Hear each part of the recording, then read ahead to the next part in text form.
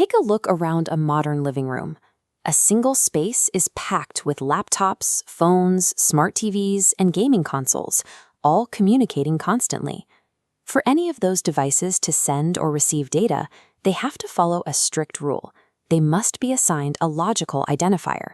Specifically, they need an IPv4 address, a format made up of 4 sets of numbers separated by dots.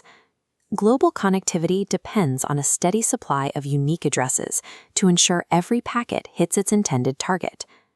This map and counter show the hard mathematical limit of the IPv4 architecture. There are only about 4.3 billion possible addresses globally. But that limit is long gone. Today, the world hosts tens of billions of active connected devices. Mathematically, the global internet should have run out of addresses and collapsed years ago. Yet new devices come online every single second. The engineering solution to this NAS problem was to divide the digital world into 2 distinct spaces, starting with your internal local network. This diagram illustrates a home network, where specific number blocks, like the 192.168 range, are reserved strictly for internal use. These private IP addresses function like office extensions. Your laptop can talk directly to your printer without ever touching the outside world. Because physical boundaries separate these internal networks, separate networks can reuse those exact same addresses.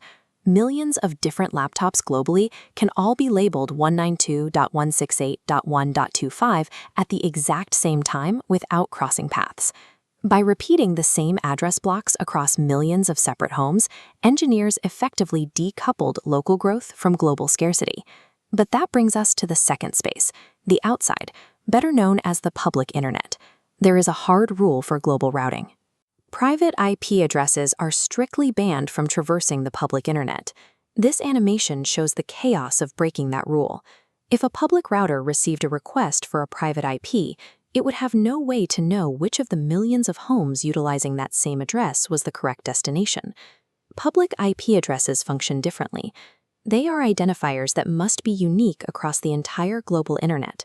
Achieving global reach strictly requires one of these unique public IPs, which means all of your home devices are technically trapped on the inside. The device that bridges the gap between your internal trap and the global web is your standard home router. Looking at this diagram, the router is bilingual. The half facing the inside holds a local private IP address to speak with your household devices, but the half facing the outside holds a single, unique public IP address assigned by your internet service provider. When your local device requests a website, the router acts as a proxy. It strips away the private IP and uses its single public IP to retrieve the data on your device's behalf. Let's clear up a few misconceptions. Just because it's called a private IP doesn't mean your data is automatically secure, hidden, or encrypted. It also doesn't mean that every single phone and laptop in your house has its own unique presence on the open web. This infographic shows the reality of the network.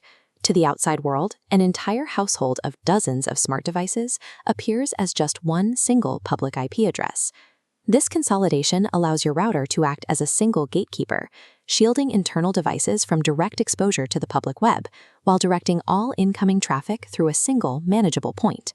By allowing infinite private reuse locally and requiring unique public IPs globally, this deliberate division allowed the internet to scale to billions of users. But if your router is juggling simultaneous requests from a laptop, a phone, and a TV, all sharing that one public IP, it faces a logistical challenge, delivering the right data back to the right internal device. Directing that traffic requires an entirely separate translation engine, a process called Network Address Translation, or NAT, and we will investigate exactly how that works next.